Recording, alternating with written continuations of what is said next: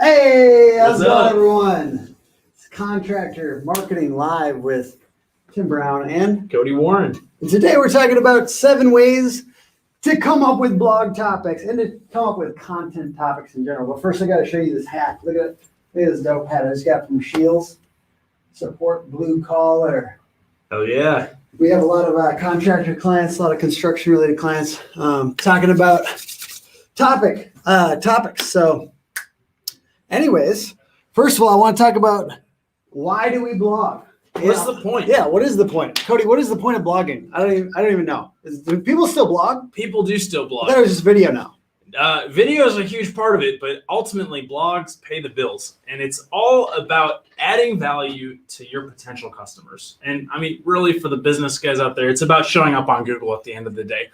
But when you're blogging, your primary goal is to write about things that your target audience wants to hear. What questions are they asking? What are they looking for? And more importantly, what can you help them with?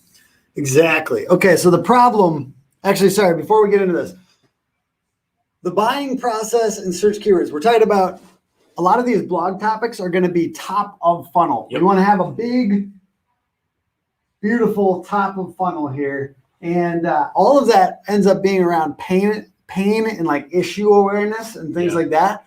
So an example of the top of funnel is like, what does hail damage look like? Yeah. Right. And then you kind of move down everyone wants to do like these final things like roofing company, Dallas, or here is this company's guarantees. We want to talk about that, but that's bottom of funnel. Yep. We have to get people into this funnel. So think about what are those questions that people are asking in the top of the funnel, and we get more awareness. That's what blogging is really good for. Yep. And actually, that's one of the biggest hurdles that a lot of like business owners who are looking to get more leads from their website face is like, why am I writing about what does hail damage look like?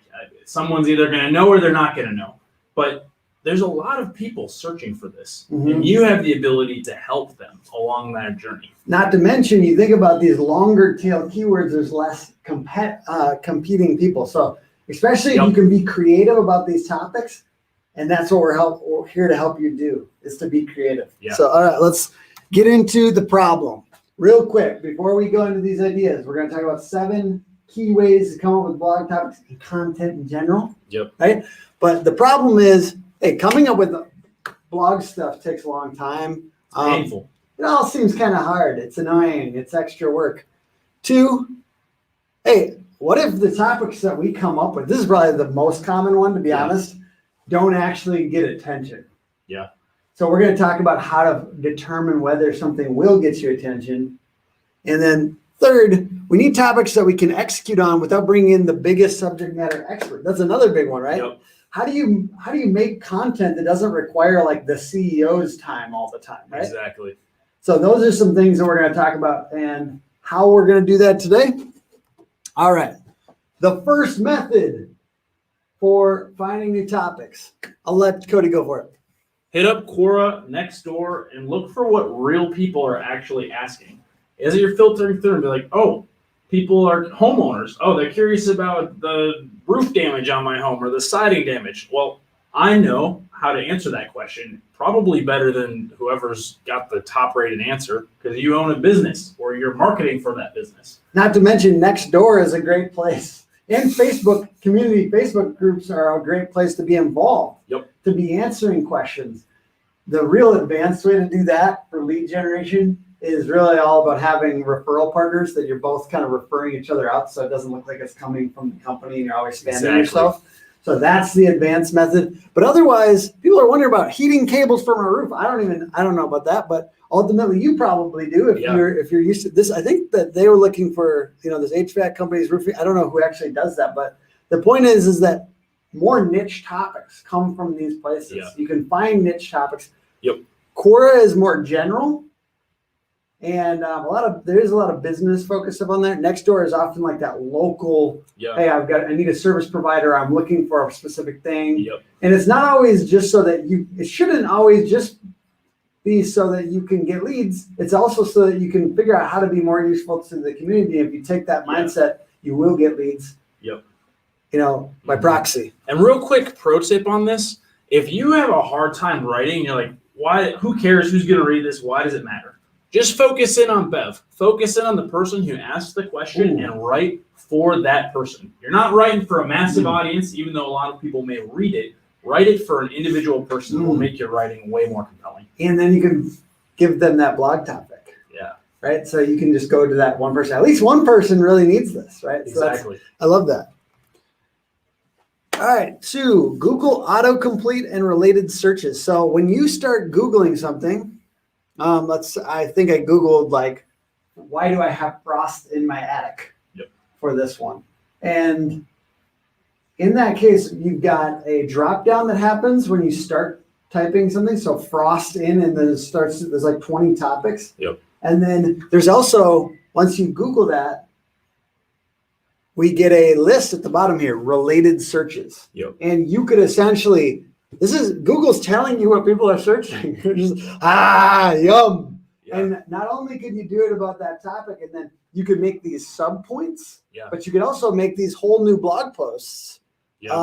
Targeting these individuals. How do I stop How do I stop condensation in my attic? I mean, if Google's telling us what people are searching, man, I feel like that's amazing. And so more people could just look at the Google search results page and start mining it. Yeah.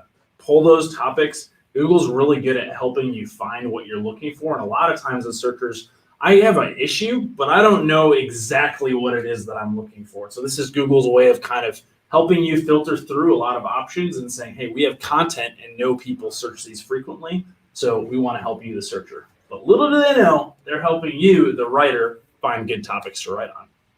Absolutely. Sam, could you pull up LinkedIn in another tab too? And if anyone has any questions or different things, we want to respond and interact with you on these lives. I think that's our ideal. So if you don't mind, take just 20 seconds, like this video, at least like it. If you have another 20 seconds, comment. And ultimately, we are asking for questions and any kind of other things you want to add here, and we'll try to make this more interactive. Ultimately, I think these videos are interactive. It'll be more fun. Way more fun. Sam will relate us. I think our software doesn't pull in LinkedIn comments automatically, so Sam will relay to us questions from LinkedIn. All right. 3, Ahrefs, SEMrush. Look at competitors. I'll let you talk through this one. Yeah.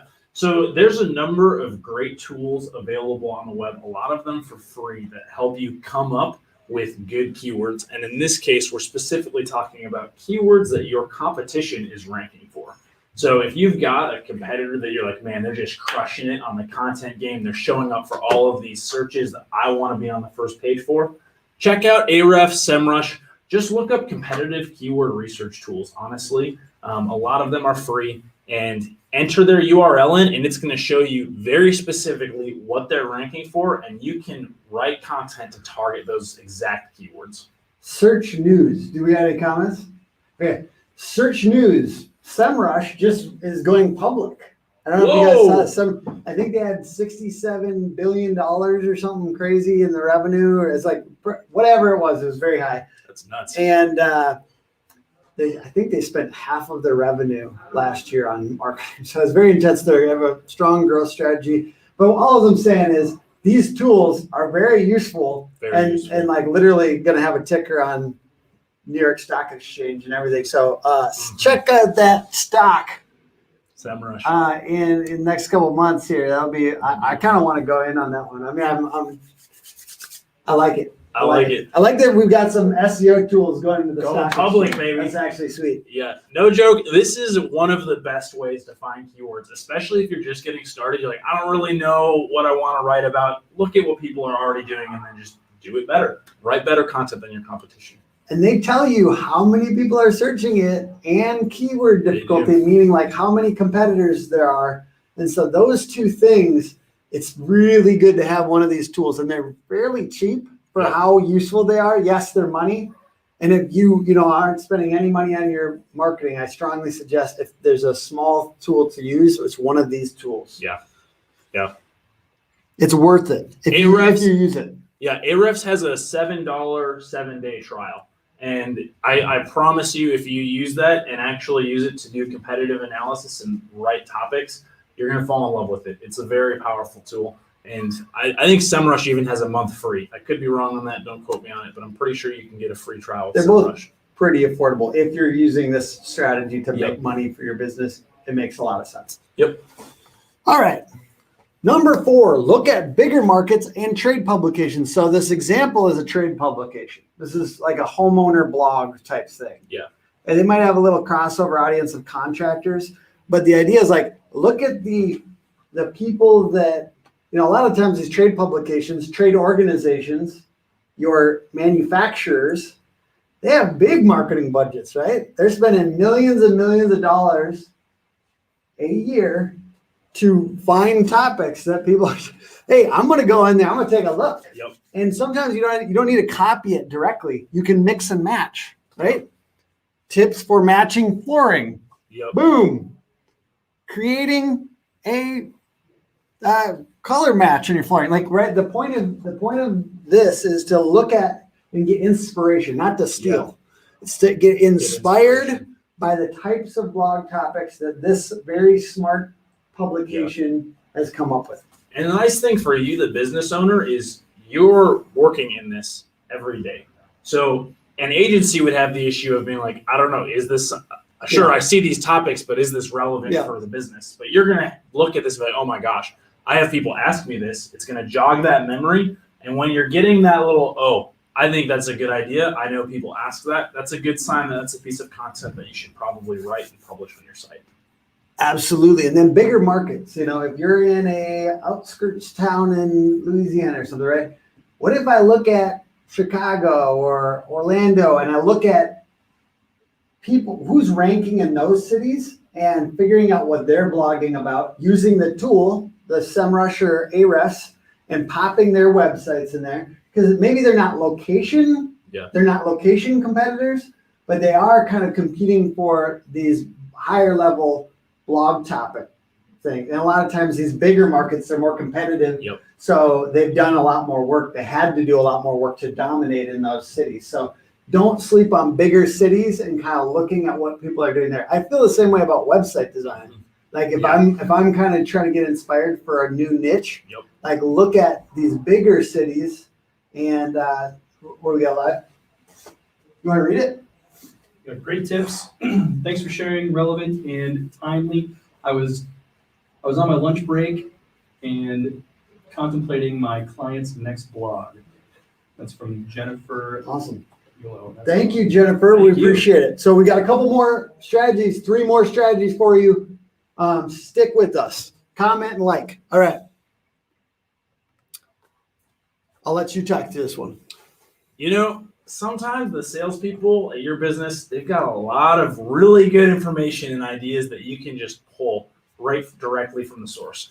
They're talking to people every single day. They get asked, Lord knows how many questions, and they're a mind full of keyword topics that you can ask. And like, let's say people have been asking this question 3 times in the past month. That's a blog. Yeah. I think that maybe not the first time. You know what I mean? Maybe it's an obscure question and that doesn't make sense. But once people ask it 3 times, put that on your list of blogs. And if you're not in the company, let's say you're doing marketing and you're outside of the company, salespeople are a great mind kind of talking to them. And like a lot of times we see like a business owner was in sales and then they get out of sales. And then they're trying to do marketing. Keep the lines of communication open. Marketing and sales, the line of communication is best when it's like interwoven. Yeah. Absolutely. And another benefit of this is like if that's a question that's regularly asked during your sales process, that piece of content can be a resource for your salespeople. Oh, yeah, this is something you're very concerned about as a homeowner. Here's the answer to that question, but also check out this blog post we wrote about it. Covers everything you'd want to know about it. 100%.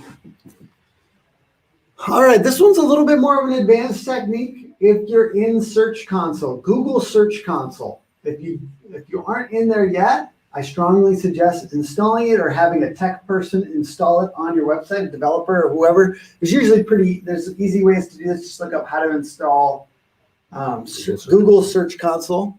Sorry, go ahead. Shameless plug, we have a video on our YouTube channel for how to install Google Search Console on WordPress. It's really straightforward and it will make sure you don't screw your site up when you do it either.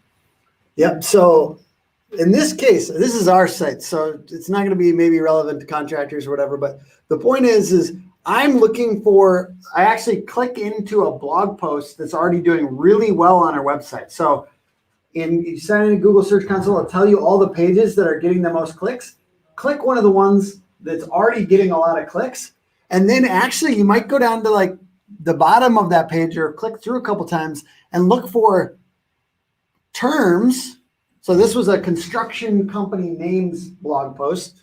And what I see is that people are looking for logos. Yeah. So maybe we want to create a blog post about logos. Maybe, there's infrastructure or remodeling names. And actually we did. We decided to do a whole blog post just about remodeling company names because it felt like there was demand. So you can look at what your pieces of content are already getting demand for and come up with new topics from that. I always look for, so this is the average position. So you look at the average position, and if it's below like fifth, and there's a good amount of impressions, so this is the amount of times that it showed up in search results, it basically shows itself as an opportunity. So look for things with a high amount of impressions, but they're not high on the search results page. Yep. Yeah. Google Search Console, if you're not familiar with it, can feel a little bit overwhelming when you click into it. So we definitely recommend going in, knowing what you're looking for. So looking for those lower than the fifth position, high impressions. You're going to see a column of clicks. You're going to see a column of click-through rate and a bunch of other tabs. Don't stress out about that. Look specifically at impressions, page rank, and the queries or the search terms that people are searching.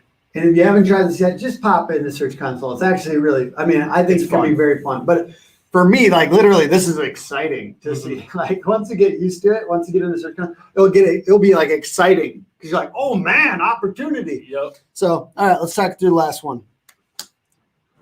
Jump on news stories. So there's a news tab at the top of Google. If you think people might be searching this, pop that in, and then click over to the news tab and see what are like the current news stories. Yeah. Can we jump on that trend? Can we ride an existing surge in the industry with this content? And this is good for blog topics, but it's also good for video topics. So all of these things apply as well for video topics.